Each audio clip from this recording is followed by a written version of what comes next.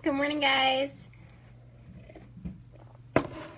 Good morning. I must warn you guys that the apartment above me is being renovated, so if you hear any weird noises, loud noises, I apologize, but I am super stoked about this topic, so I must go live, and I love going live in the morning because I get to have my coffee, but let's be for real, I have coffee in the afternoon too.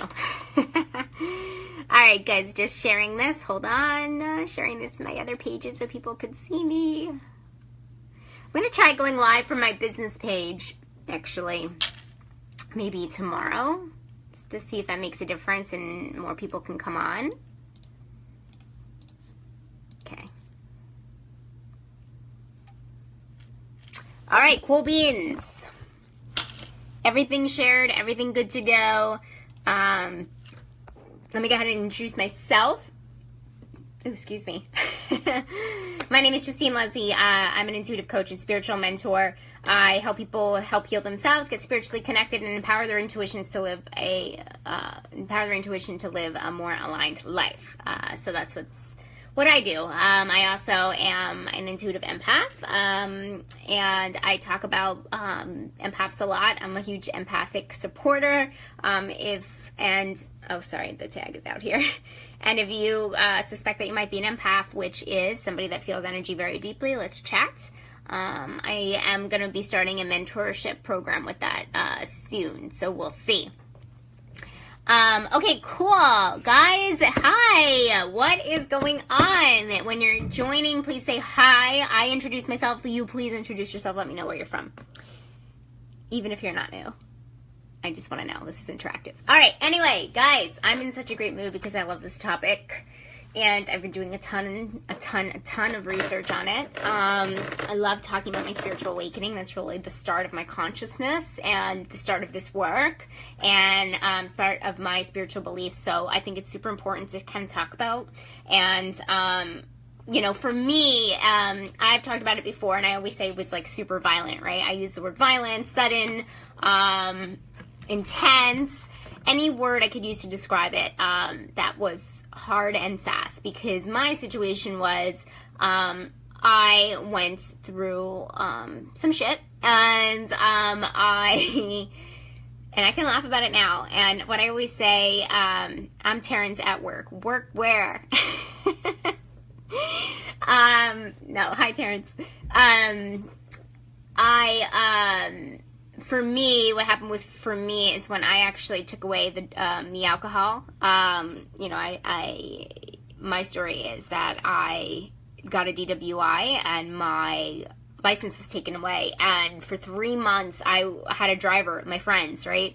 And I just drank for 3 months straight, literally every day to the point of blacking out. But I was also doing that not just because of the DWI, but I was also in a narcissistic abusive relationship at the time and didn't even know it. Going through that breakup at the time. But, so hence why I drank a lot. For me, the moment that I actually stopped drinking was the moment consciousness came about, and I remember my journey, came first. My journey of self-actualization came first. So, that was a very, very interesting journey, and I just remember thinking, like, what the heck is happening to me? What is going on? And it was literally from night to day, and I was just talking to a friend the other day about, him, experience his spirituality now and consciousness and all this stuff, and it seemed a little bit more gradual for him. So it comes in different ways, and for me, too, I have gifts. I never realized my gifts until my spiritual awakening. I didn't even realize who I was, my gifts, all that stuff. And there are people that have known about their gifts their whole life. So it's really different. It looks different for everybody, just as spirituality looks different to everybody, right? Like, my spiritual beliefs are different from a lot of other people's spiritual beliefs.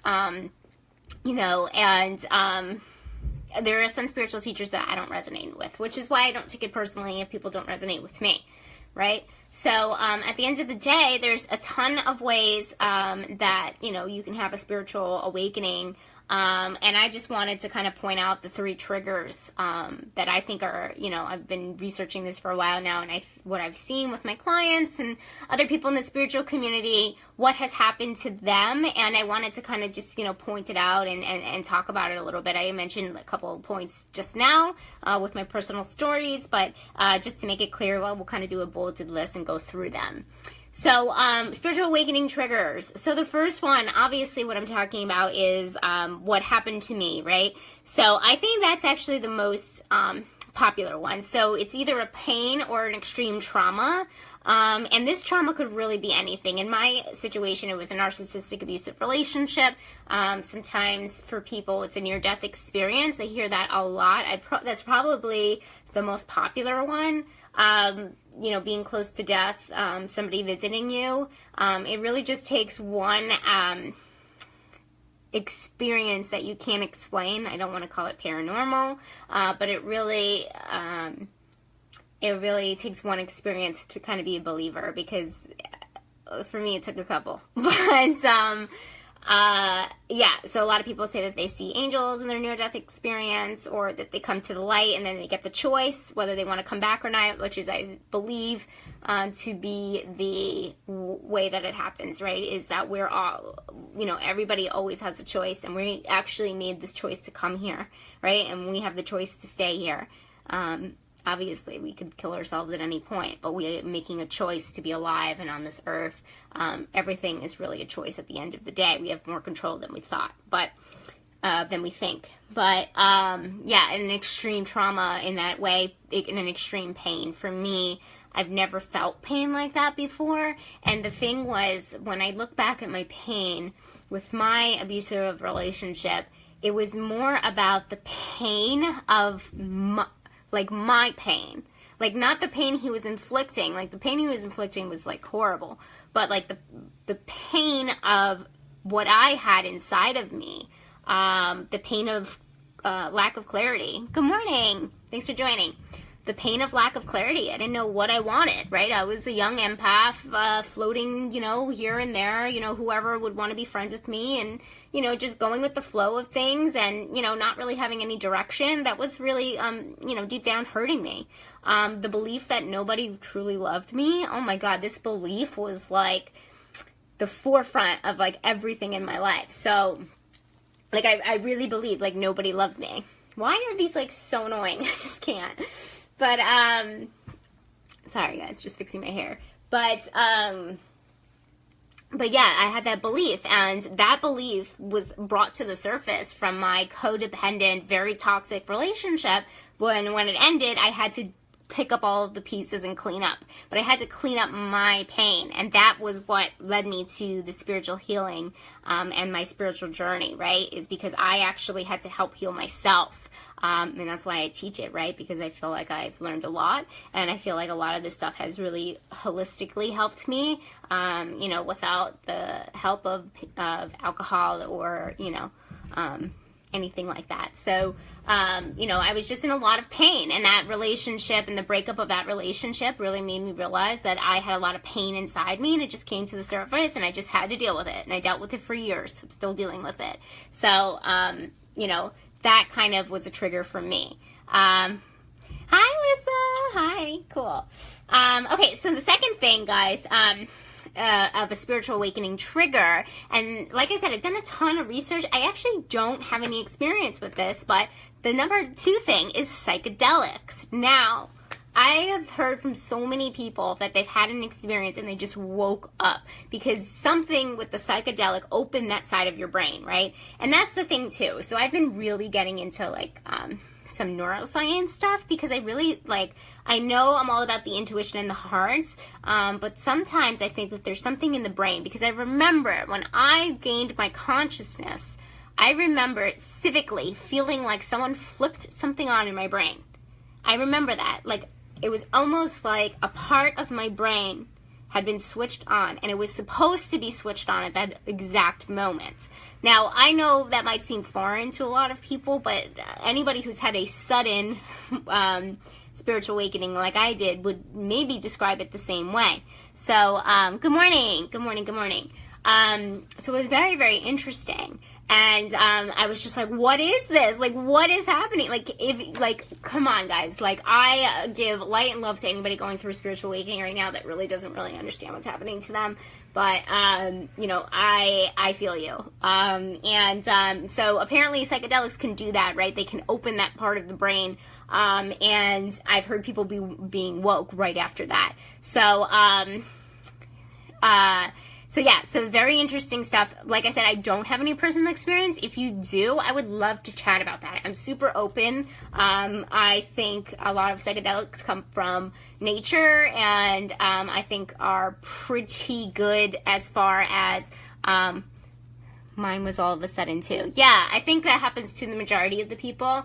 I've only met a handful of people that have had it from psychedelics, but totally Lamorla. Okay, so that's psychedelics. So number 3, my pen.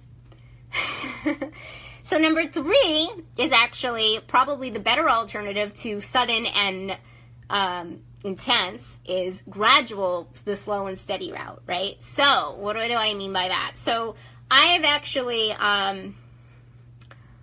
actually met people, somebody in my own family is going through it right now, and a good friend of mine is going through that right now. It's just slowly people coming to me, and my clients too, right? Like people find me because, they're like, that's what's happening to them, right? Like they're actually going through their spiritual awakening, and they're like, oh my God, like, I'm trying to be as normal as possible, and this is happening to me, and who will understand it better, right? And I actually gained a client that way is because I was openly talking about it, but they kind of, piece by piece, like, certain things happen to them. They get slowly into crystals, and they move on to crystals, and it's kind of like and they move on to something else.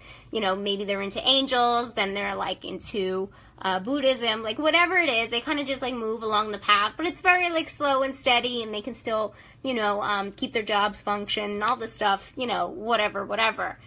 So it's like a slow and steady pace, which if I had a choice, like I said, yes, we all have a choice. I guess subconsciously in my soul contract, I made the choice to do it fast and intense. So I guess I did make that choice, but I would probably say the better choice is the slow and steady. But to those that have dealt with it intensely, and all of a sudden, you don't go through that if you can't make it out. And what I mean by that is that we're never given anything that we can't survive. And that's just universal law. Like, we're not given anything. And then it goes on the other spectrum of passion and purposes. Or desires. We're not given them without the ability to actually achieve them, because it's just, there's no, that would be a situation of no point, right? And the universe always has purpose, and the universe always has a point to the things that it does, right? So it's actually universal law, right? And the same thing with pain. We're not given the pain unless we have the tools and the desire and the strength to actually be able to heal ourselves. And that's the thing, guys. We do have the power to heal ourselves. We 100% do. And that's really, really important to understand. And that's the number one thing that I learned during the spiritual awakening, is I just kept healing myself, obviously with the help of other people. I had an angel come to me in the version of a best friend. Without her, I wouldn't have been able to do it. But the universe provides whatever you need at that exact moment, right? So I think that's important. But yeah, those that are gradually going through it, maybe they're not, fully awake or whatever you want to call it, but it's kind of like a path that they're on, and it's at a turtle's pace, which is totally fine, because that's the thing. As long as you're on the path, it doesn't matter how fast or slow that you're going. And that's super, super important. I need to write that down because that's a really good quote. I'll repeat that. As long as you're on the path, it doesn't matter how fast or how slow that you're actually going. So don't ever forget it. The path is the path. So everybody on the path, thank you for watching. I love talking about this kind of stuff. I will be on tomorrow. yeah, hopefully this was helpful and it gave you some information. So I will be on tomorrow, and thank you guys for watching. Namaste. See you tomorrow. Bye.